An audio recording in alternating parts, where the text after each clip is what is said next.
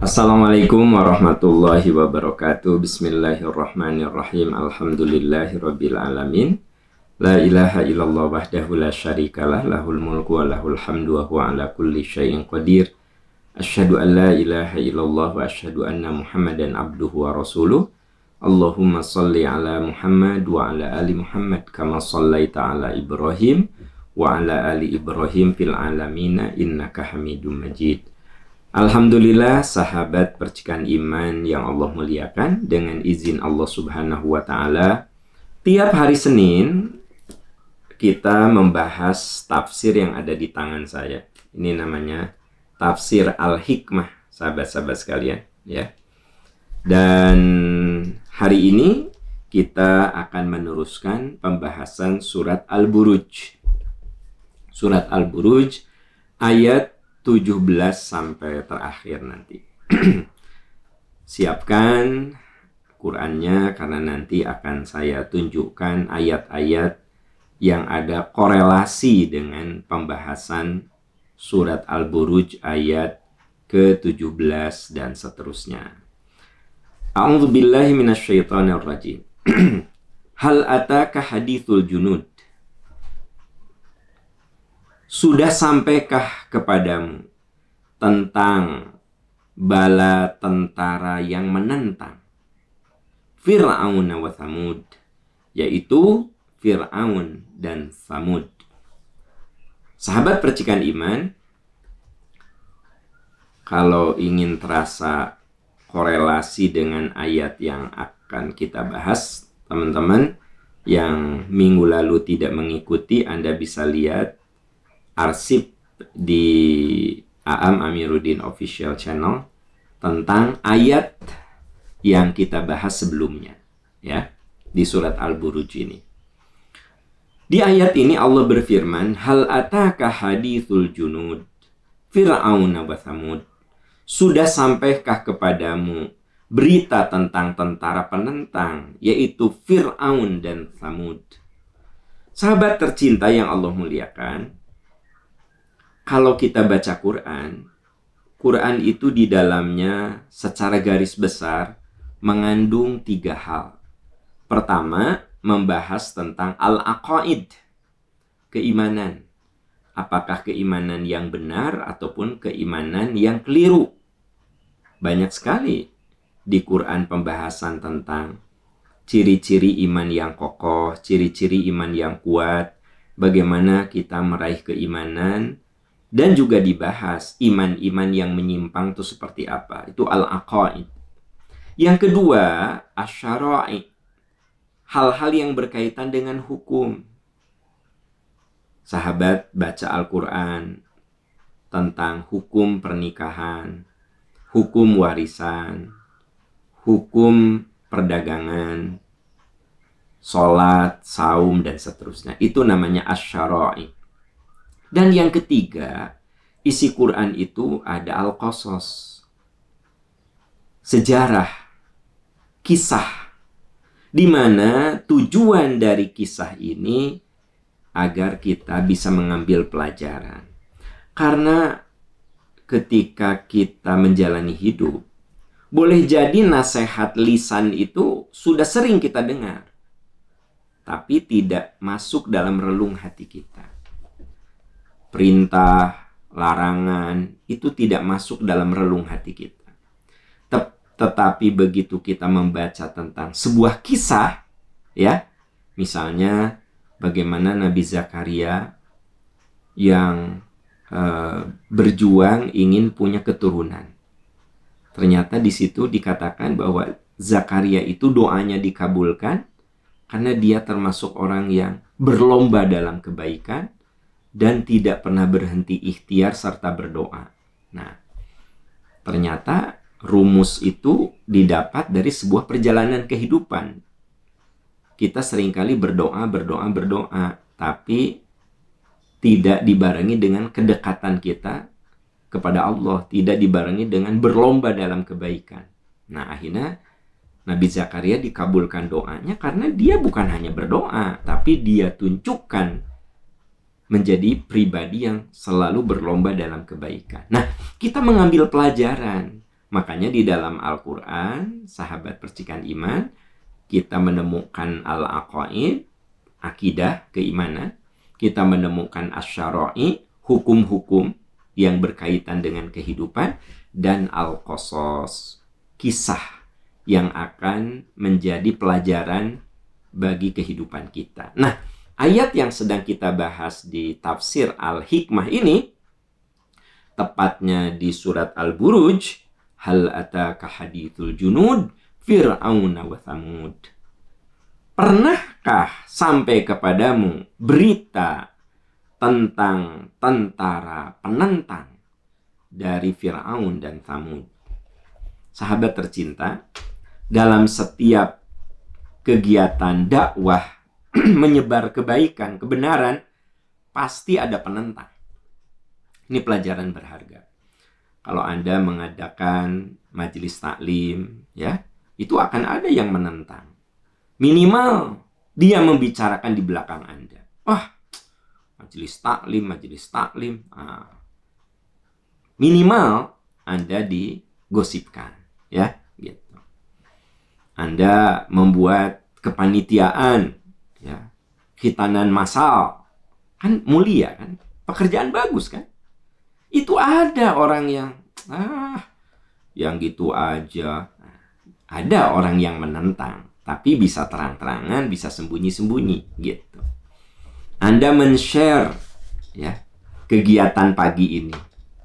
Anda men-share ada kajian Al-Hikmah, tafsir ke WA group teman-teman Anda.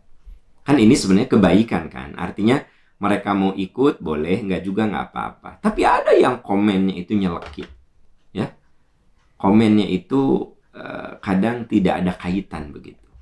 Coba teman-teman, itulah sunnatullahnya, law of nature-nya dakwah. Hal ataka hadithul junud. Coba kamu perhatikan. Berita, sejarah tentang tentara Fir'aun dan Thamud yang menentang kebaikan, yang menentang para nabi. Kalau saya perhatikan, teman-teman sekalian, di sini ada Fir'aun, ya. Tidak kurang dari 26 surat, coba bayangkan, yang membahas tentang kehidupan Fir'aun dan dihubungkan dengan dakwahnya Nabi Musa. Orang sering salah paham seolah Fir'aun itu nama. Fir'aun itu bukan nama. Bukan. Fir'aun itu gelar petinggi, penguasa tertinggi Mesir kuno. Jadi Fir'aun itu bukan nama, tapi gelar kedudukan penguasa tertinggi pada zaman Mesir kuno. Jadi dia bukan nama, ya. Saudara-saudaraku tercinta, Fir'aun ini kedudukan tertinggi, raja lah, semacam raja di Mesir kuno. Itu mereka meyakini orang yang jadi raja itu adalah titisan dewa. Makanya omongannya dianggap omongan Tuhan gitu. Nah, Fir'aun itu banyak. Mirip seperti di Indonesia ada presiden ke-1, presiden ke-2, presiden ke-3, dan seterusnya. Di Amerika, dimanapun ada presiden ke-1, ke-2. Jadi presiden itu kan jabatan. Nah, Fir'aun juga jabatan. Nah, saudara-saudara sekalian, ya, di antara sekian Fir'aun, yang populer itu adalah Ramses II. Ada Ramses I, ada Ramses II, ada Ramses III. Ramses II ini hidup 1300 sebelum Masehi. Dan inilah Fir'aun yang menjadi bapak angkatnya Nabi Musa. Anda bisa bayangkan Ramses II yang hidup pada tahun 1300 sebelum Masehi. Ya tinggal dihitung berarti berapa ribu tahun dari sini, ya kan? 1300 sebelum Masehi. Ramses II ini hidup. Dan dialah yang menjadi bapak angkatnya Nabi Musa. Masih ingat cerita bahwa Nabi Musa itu diurus, dipungut di Sungai Nil.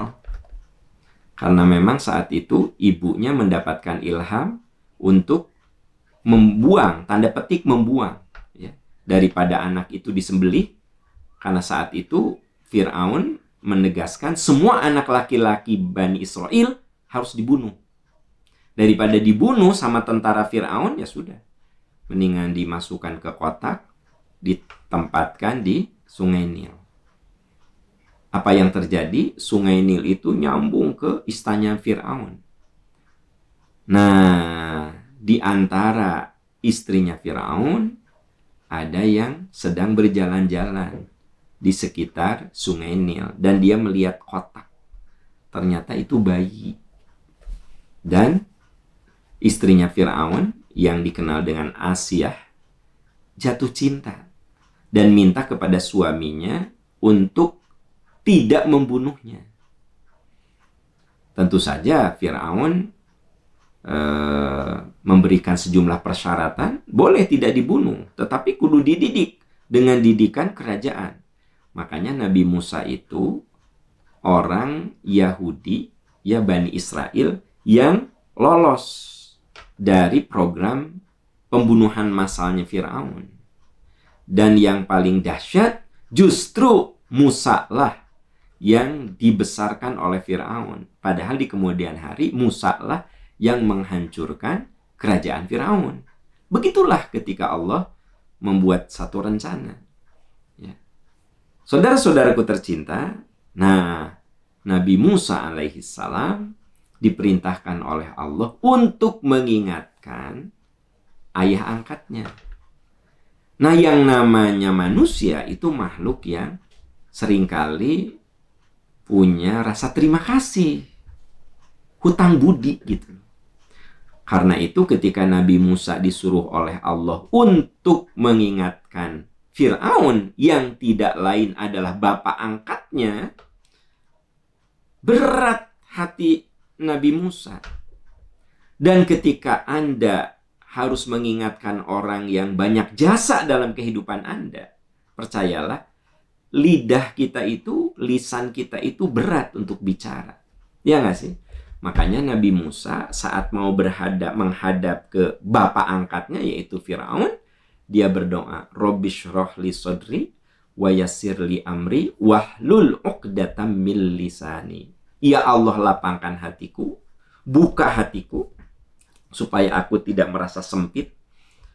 Ya, Robbi shrah li sodri, bukakan hatiku. Jadi ternyata untuk merasa mudah itu hatinya kudu lapang gitu. Kalau kita melakukan sesuatu dan hati kita lapang, happy, seberat apapun jadi ringan. Robbi shrah li sodri wa yassir li amri. Sehingga karena hatiku lapang, aku merasa mudah. Ibu, seberat apapun yang ibu kerjakan dalam rumah tangga, kalau ibu hatinya lapang, ya capek sih capek, tapi terasa ringan kan. Bapak kalau hatinya lapang mengerjakan pekerjaan di kantor, capek nggak? Capek. Tapi ya Anda menikmati. Merasa mudah. Lalu ada satu lagi. Wahlul uqdatam min lisani. Ya Allah, buka ikatan lisanku. Supaya aku bisa bicara dengan lantang. Supaya aku bisa bicara dengan benar. Supaya aku bisa bicara secara sistematis. Supaya lisanku ini tidak keluh, tidak berat untuk mengingatkan orang yang pernah berjasa dalam hidupnya. Ini yang paling logis kenapa doa Nabi Musa itu Robbi shrah li sodri. Karena beliau harus berhadapan dengan bapak angkatnya. Fir'aun itu bapak angkat. Yang tentu saja banyak berjasa dalam kehidupan Nabi Musa. Perlu Anda tahu, Nabi Musa itu dibesarkan dari mulai bayi sampai pemuda itu di kerajaannya Fir'aun. Ya otomatis ada rasa terima kasih dari hati kecil Nabi Musa. Tiba-tiba Allah menyuruh agar Musa mengingatkan kezoliman bapak angkatnya. Berat hati, berat lisan. Ya Allah, beri saya kemudahan, lapangkan hati saya, buka lisan saya. Itu yang makna yang paling logis. Ada juga tafsir yang mengatakan katanya Nabi Musa teh cadel.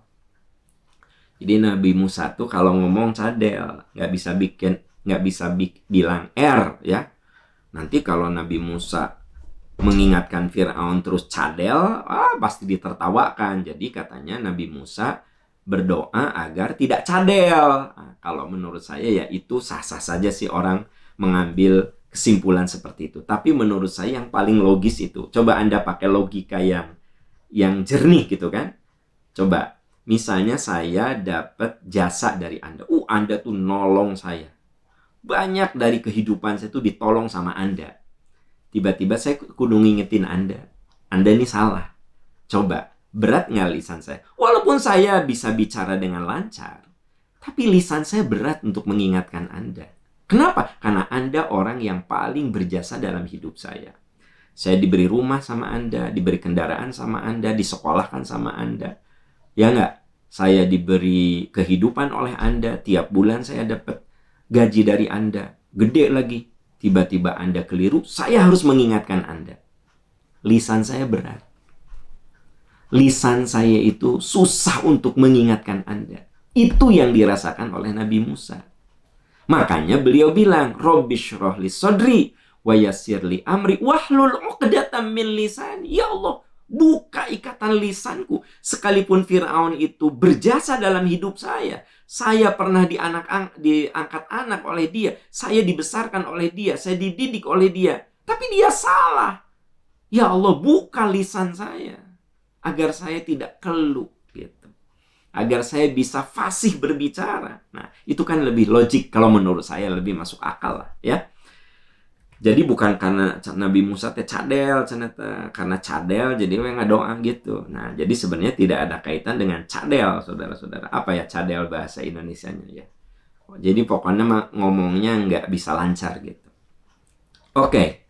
Nah, di sini dikatakan bahwa hal ataka hadithul junud, belum datangkah kepadamu berita, cerita tentang tentara Fir'aun dan Tsamud. Nah, saudara-saudaraku tercinta, kalau Anda lihat Fir'aun atau Ramses II yang hidup pada tahun 1300 sebelum Masehi, 1300 tahun sebelum Masehi ini ternyata paling banyak dibahas di Quran. Seingat saya menemukan di 26 surat. Coba Anda baca dari ayat Al-Fatihah sampai dengan An-Nas. Ada di 26 surat dan selalu dihubungkan dengan kehidupan Nabi Musa. Nah, kalau di sini justru tidak disebut Nabi Musanya. Di sini cuma dibilangin, cuma dikatakan. Pernah nggak kamu dengar sejarah tentang tentaranya Fir'aun dan Tsamud? Nah, jadi di Quran ada Fir'aun yang punya simbol peradaban. Anda lihat sampai sekarang ada piramid, ya. Piramid itu salah satu peninggalan Fir'aun. Nah, Anda bisa lihat 1300 sebelum Masehi. Sebelum Masehi. Kok bisa membangun sebuah peradaban yang begitu dahsyat? Piramid. Dan menurut para ahli, piramid itu batunya itu bukan dari Mesir. Tapi didatangkan dari sebuah tempat namanya Aswan. Di Mesir itu ada daerah Aswan. Dan Aswan ke Kairo itu 1000 kilometer. Pertanyaannya bagaimana batu-batu raksasa yang beratnya 3-12 ton dipindahkan dalam jumlah yang begitu banyak sejauh 1000 kilometer. Berarti itu hanya dilakukan oleh orang yang punya kekuasaan penuh, punya kekayaan yang luar biasa, dan punya kecerdasan. Jadi Fir'aun itu orang yang punya kuasa, orang yang punya kecerdasan, orang yang punya kekayaan. Makanya dia bilang, Ana Rabbukumul A'la, aku ini Tuhan kalian. Nah, sahabat tercinta, hati-hati ketika kita menjadi orang kaya, ketika kita menjadi orang berilmu, ketika kita menjadi orang yang punya kedudukan, hati-hati. Penyakit sombong itu ada pada diri kita. Semua orang itu punya potensi sombong. Saya, Anda semua punya kecenderungan sombong. Kapan kesombongan itu muncul ke permukaan? Ketika ada pemantiknya, ketika ada pencetusnya. Pencetusnya itu kekayaan, kekuasaan, keluasan ilmu. Makanya Allah cinta kepada orang yang luas dalam ilmunya tapi rendah hati. Luas kekuasaannya tapi rendah hati. Banyak hartanya tapi rendah hati. Allah sangat cinta. Kenapa? Karena Fir'aun itu sampai mengatakan ana rabbukumul a'la, aku ini Tuhan kalian. 3 hal itu ada pada dia. Dia punya kuasa, dia punya ilmu, dia punya finansial. Nah, makanya Allah sayang pada orang-orang berilmu, rendah hati, orang kaya, rendah hati, ya. Orang punya kuasa, rendah hati. Nah, sekarang ini kan orang-orang kaya banyak sekali yang memamerkan kekayaan. Ya. Wah, mobil sekian miliar, rumah sekian puluh miliar. Jadi, berlomba saling memamerkan kekayaannya. Nah, itu kan sifat-sifat Fir'aun. Sombong dengan kekayaan. Ya. Sombong dengan kekuasaan. Sombong dengan ilmu. Nah, saudara-saudaraku tercinta, jangan sampai kita sering ngomong Fir'aun, Fir'aun, Fir'aun, tapi sifat Fir'aun itu ada pada diri kita. Ar-ra'ahu istaghna. Manusia itu akan muncul kesombongannya ketika dirinya merasa berlebih. Saya kan? Nah, saya kan? Nah, kata-kata saya itu, jadi kan egoismenya muncul. Nah, itu ar-ra'ahu istaghna. Kesombongan itu akan menguat, ya. Ada semua pada diri kita ini ada. Tapi dia akan mencuat ke atas, ke permukaan, ya. Bisa nanti munculnya di medsos, bisa munculnya di IG, bisa munculnya di mana. Nah, ketika dia merasa dirinya punya kelebihan, punya kemampuan, ya. Saudara-saudaraku tercinta, itu sedikit tentang cerita Fir'aun. Wa Thamud. Nah, di sini bukan hanya Fir'aun, tapi juga wa Thamud. Thamud itu, ya, kalau sekarang Thamud itu di wilayah Al-Hijr, Jazirah Arab yang sekarang ini jadi Saudi Arabia. Yang sekarang jadi Saudi Arabia. Kelebihan bangsa Thamud, ya, dia bermukim di wilayah Al-Hijr, saya tulis di sini. Sekarang ini Saudi Arabia. Nah, lokasi ini dinamai Madain Soleh. Madain Saleh. Saya baca, ya, pemerintah Saudi melalui putra mahkotanya itu akan membangun Madain Soleh menjadi kota yang ingin menyaingi Dubai katanya. Tapi wallahu alam, ini mah yang saya baca, ya. Dan itu makan urusan kebijakan negara orang lain. Tapi maksudnya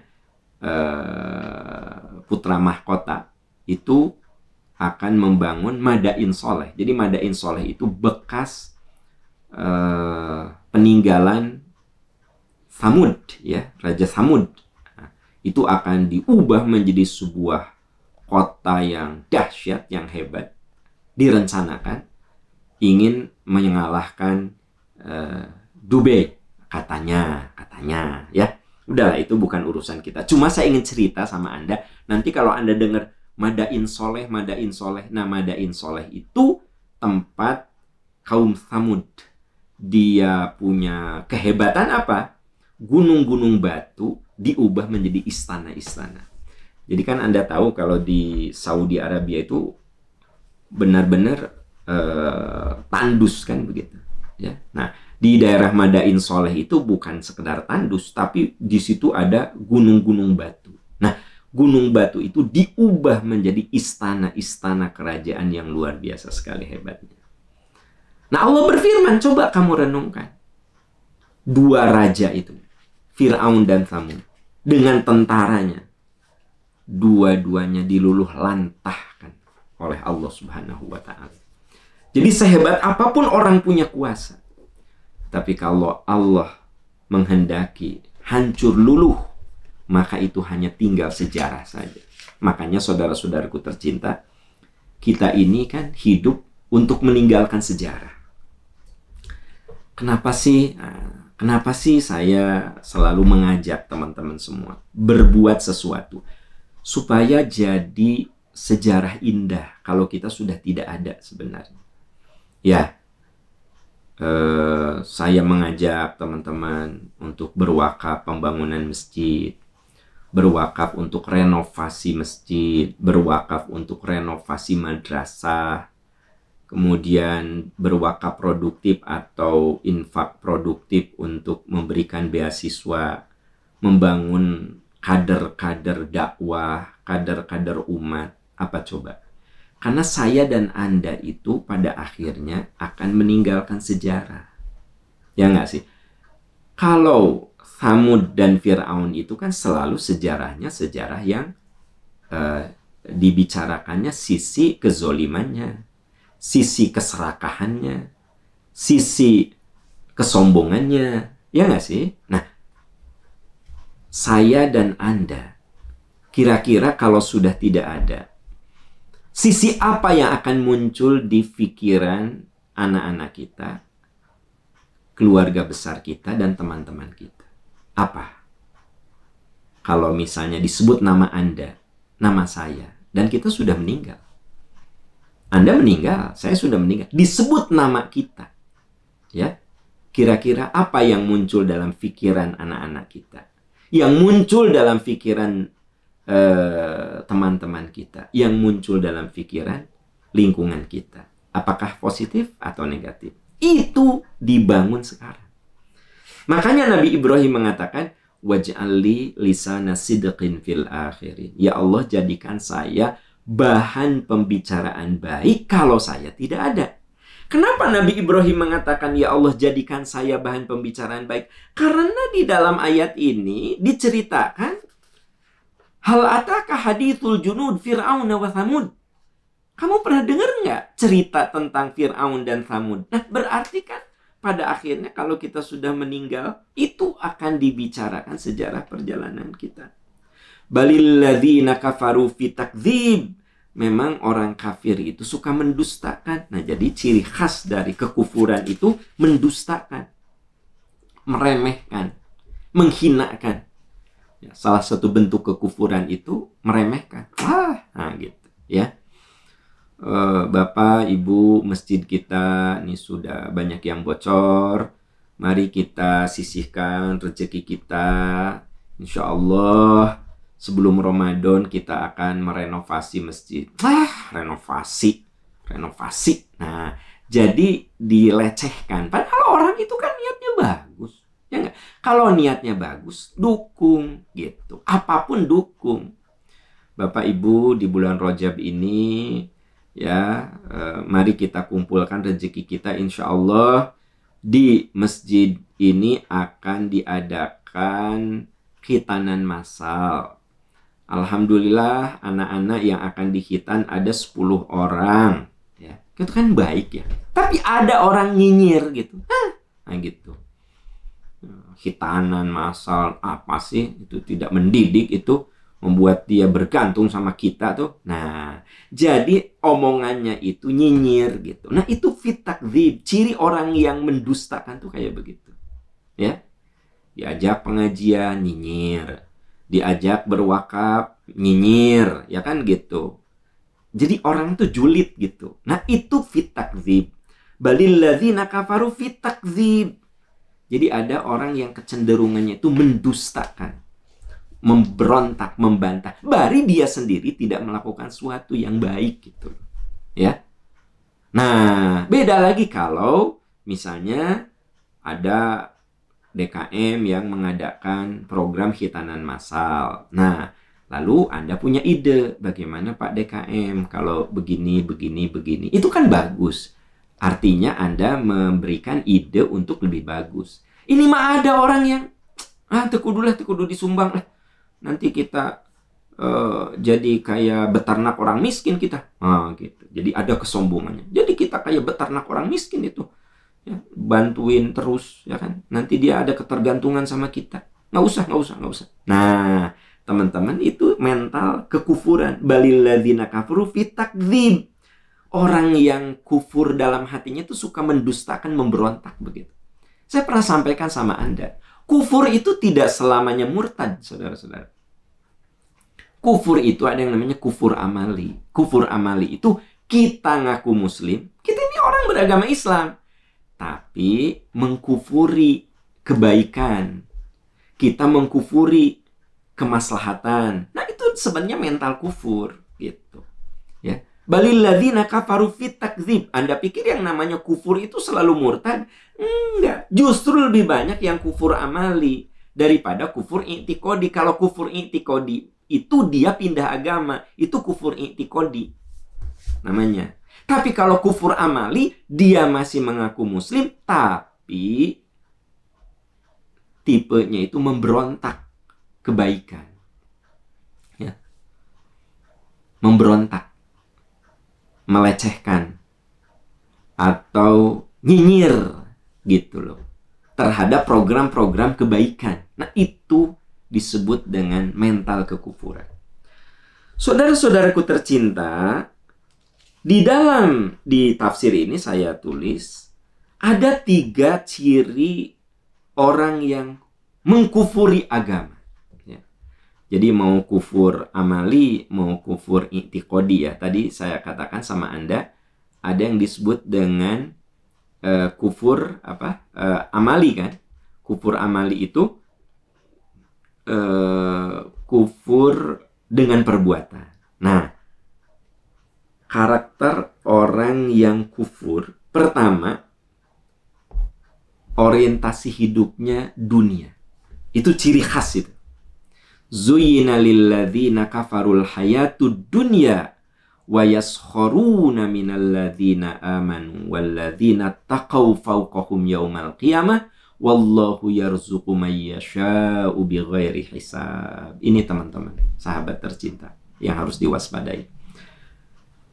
Orang yang dalam hatinya ada kecenderungan memberontak itu, dia terlalu cinta dunia dan cenderung menghinakan. Yaskhorun. Yaskhorun itu menghinakan program-program orang beriman. Jadi kalau ada program kebaikan, lalu dia menghinakan. Nah, itu sebenarnya ada tanda-tanda kekufuran. Dan orientasinya sangat duniawi sekali. Ya, sangat duniawi sekali. Ayah, udah zakat belum? Apa zakat? Ayah tuh cari duit itu bukan gampang, Mama. Dari pagi sampai sore sampai malam, udah gitu kita keluarin untuk beternak orang miskin. Kita keluarin untuk beternak orang miskin. Tuh. Jadi kebayang gak sama Anda? Dia sangat cinta harta, kemudian yashorun, menghinakan. Menghinakan. Saudara-saudaraku tercinta, ini harus diwaspadai. Ini kalau ada pada diri kita unsur menghina, menistakan, ya, nasib orang lain, pekerjaan orang lain, program kebaikan, dan dia itu sangat cinta dunia. Cinta dunia itu tidak selamanya harta, termasuk cinta popularitas, ya. Itu sebenarnya bagian dari kekufuran. Mau nyumbang, kalau di-upload di IG, kalau jadi bahan berita, baru nyumbangnya gede. Tapi kalau enggak mah, jadi gini, apa? Saya dapat apa coba kalau saya membantu program ini? Saya dapat apa? Nah, gitu, ya. Ya kalau misalnya itu atas nama perusahaan, ya kerjasama dengan perusahaan. Kalau CSR perusahaan ini dikerjakan oleh Anda, apa? Untuk kami. Nah, itu kan namanya perusahaan. Ini mah pribadi, ya, gitu. Pak Am, ini madrasah sudah mau runtuh. Pak Am barangkali mau ikut berkontribusi. Nah, saya orang kaya. Saya bilang ini, kalau saya bantu, apa kontribusi untuk saya? Apa? Nah, itu ada kekufuran pada diri saya. Jadi selalu ingin apa untuk saya, gitu. Kalau nggak jelas, saya nggak mau bantu, gitu. Nggak jelas, kata istri saya. Gimana, Pak? Terjelas, kudu nggak usah. Ya. Nah, harus jelas dong kontribusinya untuk kita. Nah, jadi ada orangnya, Harus jelas dong kontribusinya. Berarti kan zuyyina lilladzina kafarul hayatud dunya. Intinya kalaupun dia membantu, dasarnya karena cinta dunia, bukan karena dia ingin benar-benar membantu, gitu. Wa yaskharuna minalladzina amanu. Ciri khasnya itu suka ngeledek, ya. Suka menghinakan program-program kebaikan. Nah, ini bukan kata saya coba memformulasikannya saja. Anda baca di surat Al-Baqarah ayat 212, ya. Yang kedua, orang yang kufur itu kan di sini ada katakan balil ladzina kafaru fi takdzib. Saya tuh lagi bahas ini. Orang yang kufur itu dia mendustakan, ya. Satu tadi karena dia terlalu cinta dunia, cenderung menghinakan orang. Nah, itu secara tidak langsung di situ ada mendustakan, ya. Di situ terkandung. Yang kedua, seringkali menjadikan setan dan dirinya, hawa nafsunya itu sebagai pelindung, begitu. Kan begini, teman-teman. Kalau kita bilang setan itu seringkali kita artikan eksternal, kan. Wah, tergoda setan itu mah, gitu. Padahal setan itu ada pada diri kita. Jiwa buruk itu kan ada pada diri kita. Sering saya berulang menyampaikan sama Anda. Ketika saya dermawan, saya berarti harus meredam setan pelit yang ada pada diri saya. Setan itu kan kecenderungan buruk, bengkok, itu kan setan sebenarnya, ya. Nah, ketika Anda dermawan, kira-kira Anda meredam apa? Ya meredam jiwa pelit, benar nggak sih? Ketika saya memaafkan, saya harus meredam apa? Jiwa dendam. Ya nggak? Ketika saya bersemangat, Anda bersemangat, berarti Anda harus meredam apa? Jiwa malas. Ya nggak sih? Jadi selalu begitu, teman-teman sekalian. Nah, ada orang yang diperbudak oleh hawa nafsunya, sehingga hawa nafsunya itu menjadi setan. Setan itu artinya yang mengarahkan. Jadi advisernya itu jiwa buruk dia. Itu yang kemudian dalam Al-Quran disebut taghut. Allah waliyul ladzina amanu yukhrijuhum minadh dhulumati ilan nur. Allah itu pelindung orang-orang beriman. Sehingga kecenderungannya itu dia keluar dari kegelapan menuju cahaya. Walladzina kafaru awliya'uhumut taghut. Sementara orang kufur, pelindungnya itu taghut. Nah, taghut itu di dalam kajian-kajian tafsir bisa bermakna setan, bisa bermakna hawa nafsu. Jadi pendampingnya itu nafsu-nafsu buruk, gitu. Dan sering kita rasakan ketika kita mau melakukan kebaikan, suka ada kan bisikan keburukan. Anda tadi bangun jam berapa? Jam 3. Ada nggak di antara Anda yang, aduh males ya, 5 menit deh lah, 10 menit deh lah, gitu ya. Nah, karena jiwa buruknya masih meronta-ronta. Tapi ada juga yang jam 3 Anda bangun, ada rasa malas nggak? Nggak ada. Karena jiwa buruknya sudah tidak bisa meronta lagi. Benar-benar sudah tertekan oleh jiwa baik, gitu. Kalau kita ini jadi orang dermawan, dermawan aja gitu. Udah nggak ada pikiran pelit lagi. Kenapa coba? Karena kita latih terus sehingga jiwa pelitnya udah nggak merontak lagi. Sudah benar-benar ada di bawah kita. Nah, saudara-saudara sekalian, Allah itu pelindung orang-orang beriman. Dan orang kufur itu pelindungnya setan yang ada pada dirinya, gitu. Nah, kemudian yang ketiga, ciri orang yang kufur itu tidak mau mengambil pelajaran dalam kehidupan. Tidak mau mengambil. Awalam yaralladzina kafaru. Tidakkah orang kufur itu mengambil pelajaran? Bapak, Ibu, sahabat-sahabat tercinta, siapapun diri kita akan mengalami pasang surut. Watilkal ayyamu nudawiluha bainan nas. Roda kehidupan itu kami putar antar manusia. Kalau kita sehat, nanti ada sakit. Kalau kita sukses, nanti ada turun. Sekarang karir kita bidang apa sih? Nanjak, cus ya. Tapi kan nanti ada turun. Coba kita lihat orang-orang yang 15 tahun lalu, 20 tahun lalu. Wah, super power di negeri ini. Powernya luar biasa. Sekarang udah nggak ada beritanya. Ada beliaunya? Ada. Sudah di kursi roda, udah dituntun, ya kan gitu. Mandinya sudah diseka. Padahal 20 tahun lalu, menjadi tokoh yang betul-betul bersinar begitu. Itulah. Ada artis yang dulu bersinarnya luar biasa, sekarang redup, bukan redup lagi, bahkan nggak ada yang ingat. Jadi kita kudu sadar, ritme kehidupan itu, roda kehidupan itu berjalan.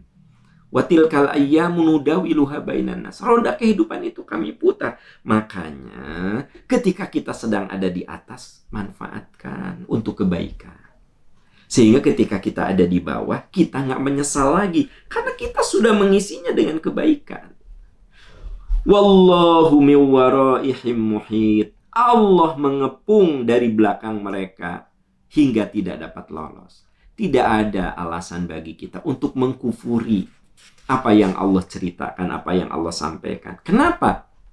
Karena Allah akan melihat kita, mengepung kita, ya, dari segala arah. Kita ini tidak bisa lepas dari pengawasan Allah. Jangankan kita, wa matas kutumi warokotin illa ya'lamuha. Tidak ada daun yang lepas dari rantingnya kecuali Allah tahu. Kebayang nggak, sahabat tercinta? Daun itu lepas dari rantingnya, Allah tuh tahu. Ya, daun yang lepas, buah yang jatuh dari pohonnya, Allah Maha tahu. Bagaimana dengan ucapan dan perilaku kita? Wa indahu mafatihul ghaibi la ya'lamuha illa huwa. Kunci-kunci yang gaib ada pada tangan Allah, ada pada pengetahuan Allah. Tidak ada yang mengetahui selain Allah. Jadi bagi Allah mah tidak ada yang rahasia. Di ayat lain dikatakan, ma yakunu min najwa thalathatin illa huwa rabihun. Kalau kamu bertiga, Allah yang keempat. Kalau kamu berempat, Allah yang kelima. Kalau kamu sendirian, Allah yang kedua. Jadi tidak ada yang sembunyi. Bal huwa Qur'anum majid. Bahkan orang yang mengkufuri agama itu mendustakan Al-Quran yang maha mulia, yang sangat mulia. Bahkan yang didustakan itu adalah isi Al-Quran. Fi lauhim mahfud. Isi Quran yang tersimpan di lauhul mahfud, di tempat yang sangat terjaga. Nah, hari ini, pagi ini kita membahas kitab Quran yang ada di lauhul mahfud. Karenanya ketika kita membaca Al-Quran, itu bagian zikir yang sangat agung sekali. Kalau kita baca Quran, karena dia pernah berada di lauhul mahfud, di tempat yang terjaga di sisi Allah. Nah, ada sejumlah orang yang balilladina kafaru fi takdzib, mereka mendustakan apa yang ada di Quran, padahal Allah tahu apa yang mereka lakukan. Bal huwa Qur'anum majid fi lauhim mahfud. Yang didustakan itu isi Al-Quran yang pernah Quran itu ada di lauhul mahfud, dan sekarang alhamdulillah ada di tangan kita, tinggal kita membaca dan merenungkan. Sahabat percikan iman, itu 22 ayat yang sudah kita bahas selama beberapa kali pertemuan yang sudah saya tuliskan di buku ini, di kitab ini, Tafsir Al-Hikmah. Ya, teman-teman bisa baca bukunya, nanti bisa ditelaah lagi, ya, bisa ditonton lagi videonya. Semoga ini menjadi peringatan bagi kita. Fadzakir inna fa'atir dzikra. Karena peringatan itu harus diulang-ulang. Allah berfirman, fadzakir. Peringatan itu kudu diulang-ulang. Karena dia bermanfaat. Peringatan untuk pakai masker, ya, untuk menghindari kerumunan, untuk cuci tangan, diulang. Ya nggak? Karena manusia ada kendornya. Ya nggak sih? Ini contoh sederhana. Anjuran untuk pakai masker, cuci tangan, jauhi kerumunan, diulang-ulang kan? Nah, itulah manusia, harus diulang-ulang. Makanya, Quran yang kita baca itu, Quran itu artinya suatu yang dibaca berulang-ulang. Itu namanya Quran. Ya. Oke, sahabat tercinta percikan iman, itu yang bisa kita bahas. Dan saya ucapkan jazakumullahu khairan katsira bagi Anda yang sudah berwakaf melalui amanah wakaf percikan iman dan sudah berzakat, berinfak, bersedekah untuk program-program di Percikan Iman, Yayasan Percikan Iman. Saudara-saudaraku tercinta, demikian. Subhanaka Allahumma wa bihamdika asyhadu an la ilaha illa anta astaghfiruka wa atubu ilaik walhamdulillahi rabbil alamin. Wassalamualaikum warahmatullahi wabarakatuh.